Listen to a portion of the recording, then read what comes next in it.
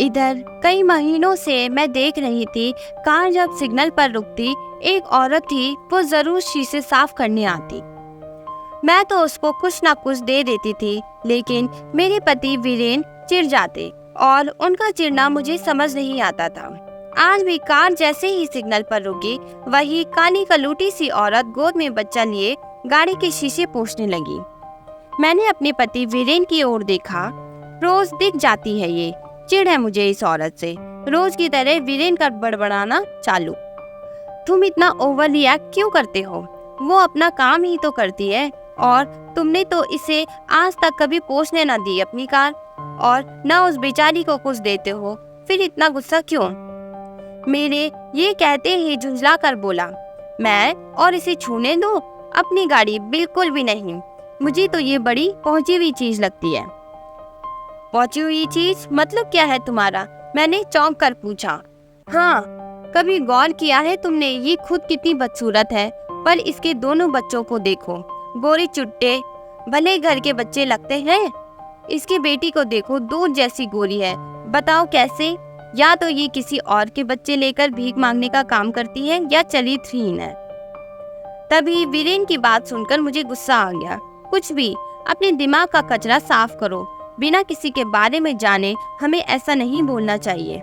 ये काली है, हो सकता है पति गोरा होगा, उस पर गई होगी बच्ची। चरित्रहीन होती तो गाड़ी के शीशे साफ करती। अब हटाओ ये सब, देखो सिग्नल खुल गया। मैंने बात बदल दी। इस बात के 2 हफ्ते बाद ही एक शाम मैं और वीरेन ऑफिस से लौट रहे थे। जबरदस्त ट्रैफिक था। वीरेन ने शॉर्टकट लिया। रास्ता शहर की डोमटोली से होकर था। मन तो नहीं था उधर से जाने का, पर मजबूरी थी। पतली गली, दोनों ओर बांस की पत्तियां, प्लास्टिक से बने बेतरतीब से घर। अचानक कार सड़क के बीचों बीच बने मेन होल से टकराई और रुक गई। Oh no! वीरेन ने उतरकर देखा, अगला टायर धंसा पड़ा था। हो गई छुट्टी, मुझे तो टायर बदलना भी नहीं आता। अब क्या करूं? वीरेन परेशान हो गया, और साथ साथ मैं भी। अब क्या होगा? इधर तो कोई है भी नहीं। मैं भी नीचे उतर आई और इधर उधर देखने लगी। तभी आगे की झोपड़ी से किसी की आवाज आई। क्या हुआ साहब, पंक्चर हो गया क्या? देखा तो एक आदमी जमीन पर बैठा टोकरी बीन रहा था। उल्टे तवे सा काला, दुबला पतला, एक पैर सूखा हुआ, लकवाग्रस्त। पास ही नीचे मिट्टी के बर्तन से एक छोटी सी बच्ची खेल रही थी। मुझे उस बच्ची का चेहरा देखा देखा सा लगा, पर याद नहीं आया उसको कहाँ देखा है, लेकिन देखा तो है कहीं।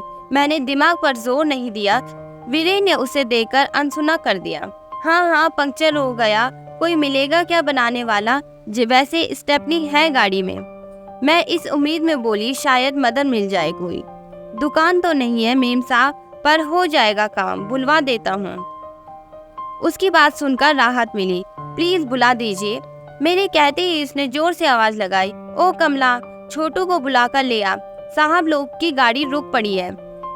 ठीक है, के स्वर के साथ जो औरत बाहर आई वो वही थी, सिग्नल वाली औरत, काली कलूटी बदसूरत, जिससे हद भर की चिढ़ती वीरेन को। मैंने देखा अभी भी उसकी गोद में उसका गोरा चिट्टा बच्चा था। वीरेन ने उसे देखा, फिर कनखियों से मुझे देखकर फुसफुसाया। देख लिया ना इसके पति को, कितना चमक रहा। हा, दुधिया गोरा। अब बताओ क्या गलत कह रहा था मैं इसके बारे में? मैं चुप थी। थोड़ी देर में वो औरत एक लड़के के साथ आती दिखी। लीजिए साहब, ये कर देगा।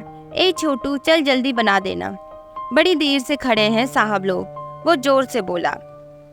थोड़ी देर बाद, लो साहब, हो गया आपका काम, लड़के ने काम खत्म करके कहा। वीरेन ने जैसे ही पैसे देने के लिए पर्स निकाला। नहीं साहब, इतने से काम से क्या पैसे लो, उस पर भैया ने बोला करने को। वो तुम्हारे भैया हैं? और उसकी पत्नी को तो मैंने देखा है सिग्नल पर गाड़ी के शीशे पोंछती है। मैंने पूछा। ना, सगे भैया ना है, पर हम सब इन्हें भैया जी बोलते हैं। हाँ, वो करती है शीशे पोंछने का काम। क्या करें साहब, हमारा सूप टोकरी बीनने का काम है, पर अब लेता कौन है? पहले हर घर की रसोई घर में सूप डोरी रहती थी, अब कौन रखता है? सिर्फ शादी ब्याह या छठ पर्व में। वहाँ भी पीतल कांसे के बर्तन घुस गए हैं। भैया अपाहिज है, तो घर चलाने के लिए भाभी करती हैं ऐसे छोटे मोटे काम। ऐसे दोनों बड़े भले इंसान हैं। छोटू के स्वाद में उनके लिए इज्जत दिख रही थी।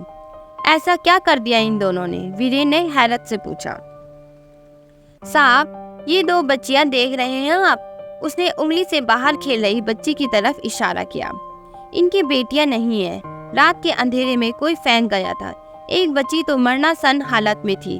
पुलिस के डर से कोई नहीं उठा रहा था, पर भैया जी ने उठाया भी और जैसे तैसे करके बच्चे का इलाज भी करवाया। दूसरी बच्ची इन्हें पोखर के किनारे फेंकी मिली थी। इतनी गरीबी, फिर भी इन्होंने इन बच्चियों को अपने पास रख लिया। जान छिड़कते हैं दोनों, बहुत भले इंसान हैं। वो तो चला गया, पर वीरेन का चेहरा शर्म से झुका था। उसने एक नजर टोकरी बीनते पति पत्नी पर डाली और धीरे से मुस्कुरा दिया। पत्नी ने कहा, मैंने आपसे बोला था बिना किसी को जाने उसके बारे में अपनी राय मत बनाया करो। अब सच जान लिया ना? आज वीरेन के दिमाग के शीशे भी धुलकर चमक रहे थे। दूसरे दिन से हर दिन वीरेन उस औरत से गाड़ी के शीशे साफ करवाने लगा। इस बहाने वो उनकी मदद कर देता, जिससे वीरेन को अच्छा लगता। उसको समझ आ गया था हमें किसी के बिना जाने उसके बारे में गलत राय नहीं बनानी चाहिए। पता नहीं किसकी क्या मजबूरी हो। दोस्तों, अगर आपको हमारी कहानियाँ पसंद आती है तो चैनल को लाइक, शेयर और सब्सक्राइब जरूर करें और कमेंट करके ज़रूर बताएं कि आपको हमारी कहानी कैसी लगी।